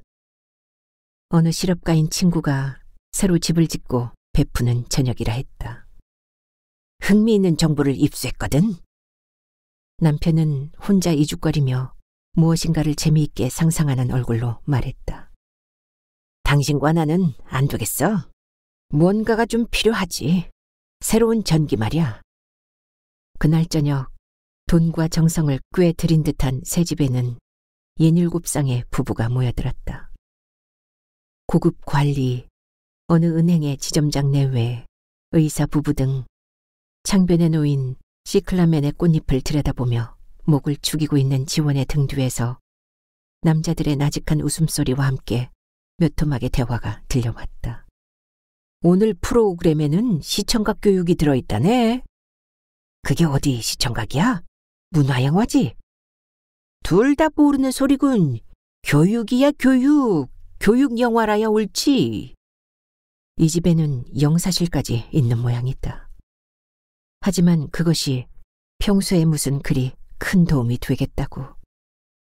여자는 관심 없이 먹고 마시며 이야기하며 웃는 데에 손색이 없는 손님 노릇을 했을 뿐이다. 이제는 제각기 돌아가야 할 시간이 아닌가 할 무렵, 주인 되는 사람은 익살스럽게도 엄숙한 표정으로 자, 이제는 각기 짝을 찾아서 착석해 주셔야 합니다. 하고 선언을 했고 잠깐 수렁거리던 실내가 정돈되자 불이 일제히 꺼졌다. 그제서야 지호는 무엇인가 심상찮은 김에게 아차 싶었다. 말로만 들어오던 일에 느닷없이 부닥친 것이다. 영삭이 돌아가는 소리와 함께 영사막 위에 느릿한 동작이 떠오르기 시작했다. 여기저기서 간간히 농담을 던지는 남자들의 음탕한 목소리. 지원이 안달을 한 것은 오히려 처음 겪는 일에 대하여 놀라지도 당황하지도 않는 자신의 무덤덤에 있었다. 저러니 어쩌겠다는 거냐. 별것을 다 가지고 소란들이군. 어지간히들 따분한 모양이야. 아무것도 호들갑을 떨 일이 못 된다 싶었다. 영사막 속에 있는 남녀의 움직임은 동물의 본능 속에 있는 가장 천한 슬픔을 연출하고 있었다. 부자연한 자극은 죄에 가깝다. 부자연한 자극이 낳은 것이라야 퇴폐와 동물적 감각 이외에 별다른 것이 남겨지지 않았다. 지원은 그 화면에서 영영 구원할 수 없는 인간의 슬프고 추한 바닥을 보았을 뿐이다. 견디기 어려운 불결감뿐이다. 청교도적인 덕행을 주장하고자 해서도 아니다. 인간의 구원이 성애의 탐색에 있는 것이 아니라는 생각을 아직은 버릴 수가 없기 때문이었다. 불결감 때문에 속이 뒤집혔다. 그 불결감은 어디서 오는 것일까? 그는 문득 전신이 불 속에 던져진 것처럼 달아올랐다. 무엇이 다르랴? 저들의 저 구역질나는 단순한 행위와 나는 무엇이 달라? 결코 사랑하지도 존경하지도 않는 남편과의 그 단순한 습관과 저것과는 무엇이 다르단 말이냐? 지원은 전라가 된 자신이 그 화면 속으로 뛰어들어 있는 것처럼 부끄럽고 괴로웠다.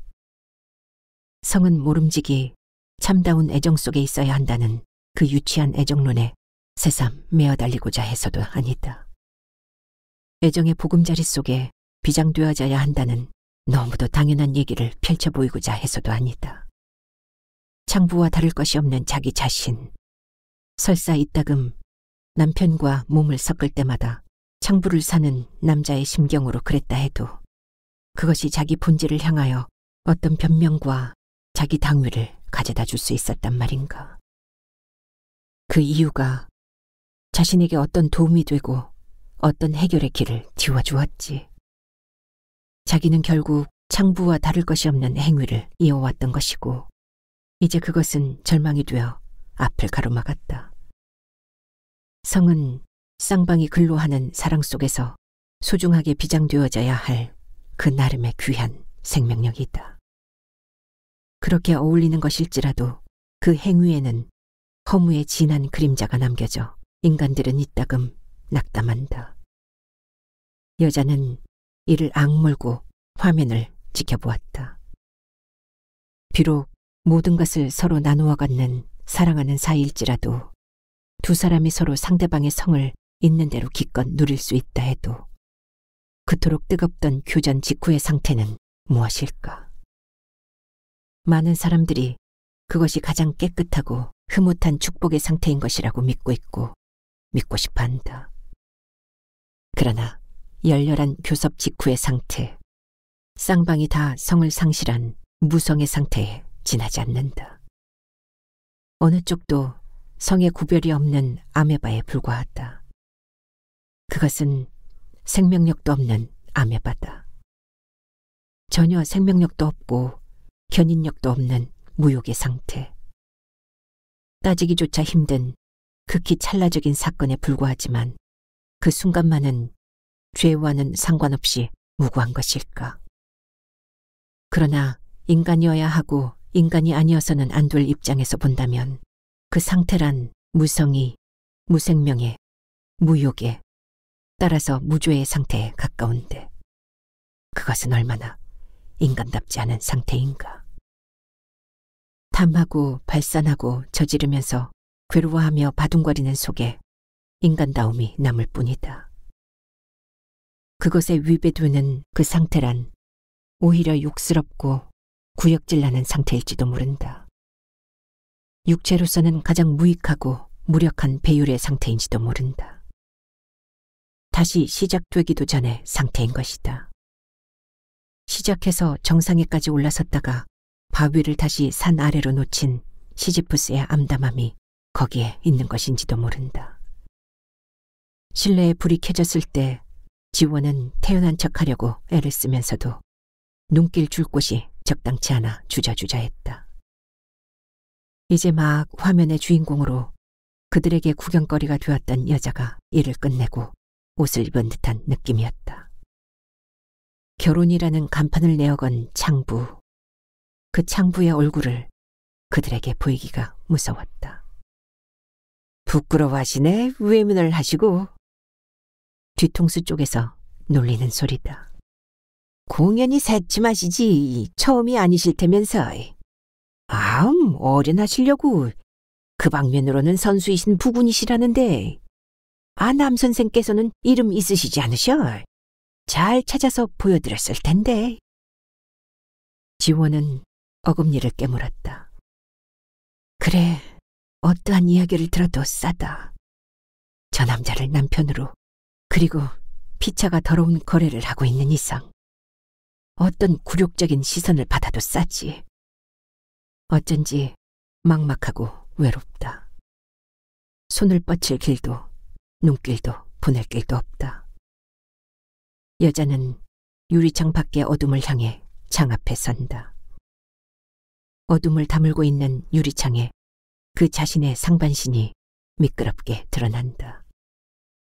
한짝 날개를 잃어버린 여자. 그 찢겨져 나간 죽지 위의 상처를 건드리는 독한 자극들이 이렇게 해서 지나간다. 이 아픔이 무뎌져서는 안 된다. 그것이 무뎌질 때는 날개를 찾아도 소용이 없어진다. 이 아픔을 억울해해서는 안 된다. 내가 살 길은 아픔을 간직하는 길뿐이다. 어떠한 심한 통증이라 하더라도 그것을 싱싱하게 지녀야만 한다. 아직은 참고 견디면서 감내해야